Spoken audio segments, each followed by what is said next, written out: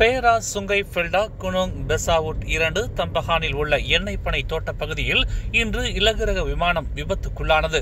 இச்சம்பவம் காலை 9:55 மணி அளவில் நிகழ்ந்ததாகவும் செஸ்னா 172N ஸ்கைஹாக் விமான ரகம் என்று அறியப்படும் அவ்விமானத்தில் இருந்த இருவர் காயமுற்றதாகவும் தெரிவிக்கப்பட்டுள்ளது. பேரா காவல்துறை தலைவர் டன்ஸ்ரீ முகமது யூஸ்ரி ஹசான் பஸ்ரி மற்றும் மலேசியாவின் பொது விமான போக்குவரத்து ஆணையம் இச்சம்பவத்தை உறுதிப்படுத்தினர். இச்சம்பவம் குறித்து இன்று காலை 9:46 மணிக்கு மலேசிய தீயணைப்பு மீட்புத்துறைக்கு தகவல் கிடைத்ததாகவும் உடனே தீயணைப்பு படையினர் சம்பவ இடத்திற்கு விரைந்ததாகவும் தெரிவிக்கப்பட்டுள்ளது. பயிற்சியாளர்களான கேப்டன் ஷாருல் இம்ரான் மற்றும் லீ ஹூ ஜியா ஆகியோர் காயங்களுடன் உயிர் தப்பி உள்ளதாக முதல் கட்ட விசாரணையில் தெரிய வந்துள்ளது. பக்காத்தான் ஹராப்பானின் வேட்பாளராக போட்டியிடும் பாங் சாக் தாவ் நேற்று நடைபெற்ற மெகா செராமாவில் தனது 5 அம்ச அறிக்கையை வெளியிட்டார். பொருளாதாரம் புத்துயிர் பெறுவதற்கும் பொது போக்குவரத்து வசதிகள் மற்றும் இணைய உள்கட்டமைப்பை மேம்படுத்துவதற்கும் அவர் உறுதி அளித்தார். உள்ளூர் தொழில்களின் வளர்ச்சியை ஊக்குவித்தல், சுற்றுலா முன்முயற்சிகளை ஊக்குவித்தல், குறிப்பாக பெண்கள் மற்றும் இளைய தலைமுறையினர் மத்தியில் தொழில் முனைவோர் கலாச்சாரத்தை வளர்ப்பது ஆகியவை இதில் அடங்கும் என்று அவர் கூறினார். உலக பத்திரிகை சுதந்திர குறியீட்டில் மலேசியாவின் நிலைப்பாடு கடந்த ஆண்டு 73வது இடத்தில் இருந்ததை விட 34 இடங்கள் குறைந்து 107வது இடத்திற்கு வந்திருப்பது சிந்திக்க வேண்டியதாக இருக்கிறது என்று தகவல் தொடர்பு அமைச்சர் ஃபமி ஃபாட்சில் கூறினார். பத்திரிகை சுதந்திரத்தை உறுதி செய்வதற்கும் அவதூறுகளை எதிர்ப்பதற்கும் அதேபோல் போலி செய்திகள் பரவுவதை தடுப்பதற்கும் இடையில் சமநிலைப்படுத்த வேண்டிய அவசியம் இருப்பதாக அவர் சுட்டிக்காட்டினார். இதற்கான கூடுதல் முயற்சிகளை உருவாக்குவோம் என்று அவர் கூறினார்.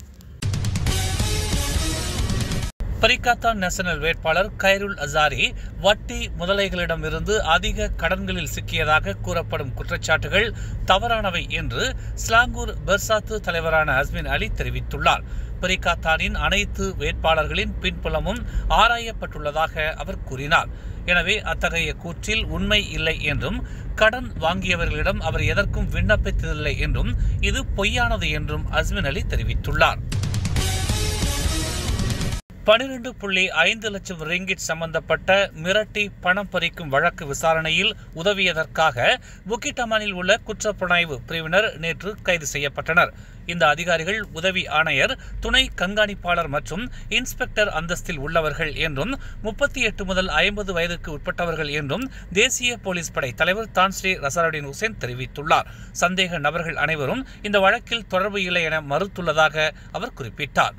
போலீசார் முழுமையான விசாரணையை மேற்கொள்வார்கள் என்றும் சம்பந்தப்பட்ட அனைவரும் சட்டத்தின் முன் நிறுத்தப்படுவதை உறுதி செய்ய தேவையான தகவல்களையும் போதுமான ஆதாரங்களையும் தீவிரமாக சேகரித்து வருவதாகவும் ரசாருடின் கூறினார்.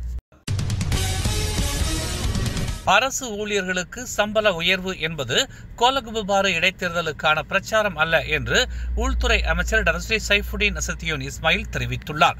கோலகுபாருவில் நடைபெற்ற ஹரிரயா ஐடில் ஃபித்ரி கொண்டாட்ட விழாவில் சைஃபுடின் இதனை தெரிவித்தார். அரசு ஊழியர்களுக்கான சம்பள விவகாரம் ஒற்றுமை அரசாங்கத்தால் நீண்ட காலமாக ஆய்வு செய்யப்பட்டு கடந்த மே 1ஆம் தேதி தொழிலாளர் தினத்துடன் அறிவிக்க திட்டமிடப்பட்டதாக அவர் கூறினார். இந்த அறிவிப்பு இடைத்தேர்தலில் எந்த விளைவையும் ஏற்படுத்தவில்லை என்று பெர்சாத்து தலைவர் வான் அமாட் ஃபைசால் வான் அமாட் கமால் தெரிவித்த கருத்துக்கு பதிலளிக்கும் விதமாக சைஃபுடின் இதனை தெரிவித்தார். 2 நாட்களுக்கு முன்பு அறிவிக்கப்பட்ட அரசு ஊழியர்களுக்கான சம்பள உயர்வை கடுமையான நிதி நிர்வாகத்தின் மூலம் அமல்படுத்த முடியும் என்று பிரதமர் டதஸ்ரீ அன்வார் இப்ராஹிம் தெரிவித்துள்ளார். தேசத்தின் நிதி நிர்வாகத்தின் மீது நாம் கட்டுப்பாட்டை கடைபிடிக்க முடியும் என்பதே இதற்கு காரணம் என்று அவர் தெரிவித்துள்ளார். அரசு ஊழியர்களின் சம்பளத்தை உயர்த்துவதற்கான முடிவு நியாயமான வெகுமதி என்றும் அவர்களின் கடமைகள் மற்றும் ஒழுக்கம் பற்றிய புரிதலை மேம்படுத்துவதை இது நோக்கமாக கொண்டது என்றும் அவர் கூறினார். அவர்களுக்கு நியாயமான வெகுமதி வழங்கப்பட்டால் விடாமுயற்சியுடன் பணியாற்ற வேண்டியதன் அவசியத்தை பற்றிய அவர்களின் புரிதலை நாம் எவ்வாறு மேம்படுத்துவது, காவல்துறை மற்றும் இராணுவ ஒழுக்கத்தை எப்படி பேணுவது, எனவே இது நடைமுறைப்படுத்தப்படுவதை உறுதி செய்யும் பொறுப்பு தமக்கு இருக்கிறது என்று டதஸ்ரீ அன்வார் இப்ராஹிம் தெரிவித்தார். பொதுமக்கள் அரசியல் தலைவர்களை நம்பாவிட்டாலும் பரவாயில்லை, பொது இயக்கத்தினரை நம்புங்கள் என்று ஓம்ஸ் அறவாரிய தலைவரும் மலேசிய அறிவா சங்கத்தின் தோற்றுநருமான ஓம்ஸ் பா தியாகராஜன் தெரிவித்தார். பல அரசாங்கத்தை பார்த்துவிட்டோம். ஒற்றுமை அரசாங்கத்திலும் பெரிக்காத்தானிலும் பலரும் வந்து போய்விட்டார்கள். யார் நமக்காக இருக்கிறார்கள் என்பதை உணர்ந்து வாக்கு செலுத்துங்கள். அரசாங்கம் நமக்காக இருக்கிறது என்பதை நம்புங்கள் என்று கோலலம்பூரில் இன்று நடைபெற்ற 17 பொது இயக்கங்கள் உடனான நிகழ்வில் அவர் இதனை தெரிவித்தார். வாக்கு செலுத்த வேண்டாம் என்பதை வலியுறுத்துகிறவர்கள் சுயநலவாதிகள் என்றும் கொடூரமானவர்கள், கீழ்த்தரமானவர்கள் என்றும் அவர் வர்ணித்தார். பேரம் பேசுவதை தவிருங்கள். தேர்தலுக்காக வாக்குறுதிகள் வழங்க தாம் ஒன்றும் அரசியல்வாதி அல்ல என்றும் உங்களுடன் இருக்கும் ஒரு நபர் அந்த உரிமையில் ஒற்றுமை கூட்டணியின் வேட்பாளருக்கு ஆதரவளிப்போம் என்று அவர் தெரிவித்தார். கடந்த கால கசப்பான அனுபவங்களை கொண்டு இப்போதுள்ள சிக்கல்களுக்கான தீர்வை வழங்குவோம். தீர்வு ஒற்றுமை கூட்டணியால் மட்டும்தான் சாத்தியம் என்று அவர் கூறினார். மேலும் செய்திகளை தெரிந்து கொள்ள தமிழ் மலர் நாளிதழை பாருங்கள்.